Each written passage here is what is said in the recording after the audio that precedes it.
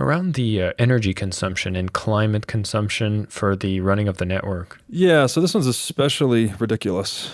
When you compare it to gold mining, or you compare it to the military industrial complex, which are the energy consumptive activities that support both gold and fiat currency, Bitcoin pales in comparison. Further, there's this mistaken connection between energy consumption and pollution. Energy consumption does not equal pollution. Pollution is when you dump something that is unwanted into someone else's property, right? You put sewage in my river, or you dump chemicals into the ocean, right? That is what we want to minimize to preserve ecological health. Energy consumption is how much energy we're actually harnessing and channeling. Energy consumption is what drives innovation and human prosperity. There's a great book on this by Matt Ridley called The Rational Optimist. And he shows the GDP per capita over all of human history, which is basically flat. And then all of a sudden, in the 1700s, around the time of the Industrial Revolution, it goes completely asymptotic vertical, right? It's just a flat line, and then it goes straight up like a rocket ship. That's because we learned to harness hydrocarbons. We learned to harness steam. Like, we learned to get other sources of energy that are not human or animal and leverage them toward our own purposeful ends. So, and there's also a scale for this. It's called the Kardashev scale, that actually directly relates how much energy humans can channel to what level of civilization they have attained. So the more energy we consume and channel as a species, the more civilized we are, the more technologically sophisticated we are, the higher our standard of living, the higher our carrying capacity, etc. So you have to draw a very bright distinction between these two things. And then there's maybe another question related to that, which is why? Why does Bitcoin use energy? And the answer, quite simply, is the same reason gold requires energy to produce. If gold required no energy to produce, then everyone would just produce it ad infinitum, and it would be, you dilute the value storage capability, right? You would hyperinflate gold.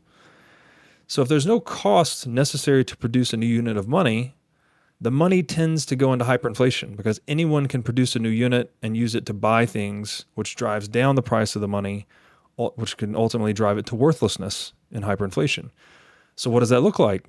Well, we have plenty of monies in the world that don't require any energy to produce, like fiat currency, right? It takes a lot of energy to preserve that monopoly, right? You need to have armies and guns and lawyers and politicians and all of these things to like fight to protect the exclusive right to counterfeit currency. But the money itself requires no energy to produce. And so what has happened to fiat currencies across history? All of them have hyperinflated. Every past fiat currency that's ever existed has ended in hyperinflation. Either the issuing country gets conquered and they monetize to a new fiat currency, or the fiat currency gets hyperinflated. The only exceptions to the rule are the ones that are active today, right? Like the best performing fiat currency in history is the British pound. It's 320 some odd years old. It's lost 99.7% of its purchasing power in that time. And it's still being inflated away. So the idea, I guess the core idea here is that the integrity of a money and its ability to successfully store your economic energy or your purchasing power into the future is directly proportionate to how much energy is necessary to produce that money. And so Bitcoin has taken this principle from gold and basically applied it into a digital form.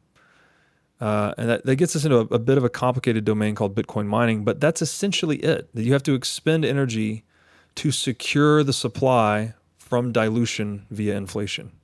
And there's only one way to do that. There's, you hear again in shitcoin land, people talking about proof of stake, proof of space, proof of this, proof of that. None of that works, right? A very simple way to think about it is this.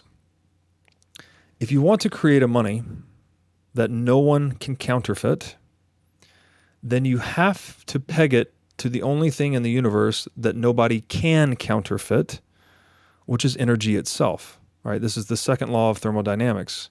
Energy cannot be neither created nor destroyed.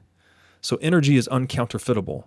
If you want uncounterfeitable money, you have to peg the monetary technology to the production of energy itself. And that's what Bitcoin has done. I want to go down this rabbit hole because of conversations I've had with you now. And I'm hoping this is going to be the same inspiration that all my listeners here are going to have, because I've only scratched the surface and I feel like I've been looking in the wrong direction. And so what I want to encourage everyone is, if this has piqued your curiosity in any form or fashion, which I know for me it absolutely has, then you definitely want to go check out the What is Money podcast with Robert Breedlove. I'm enjoying this so much, and it's making me really start thinking about what are things I can do to actually become more aware of how this money flows, why it's so important. I think that there's a lot of things that I understood fundamentally that didn't feel right, but the way that you're speaking about it confirms some of the doubts that I had, particularly about a lot of altcoins that are out there.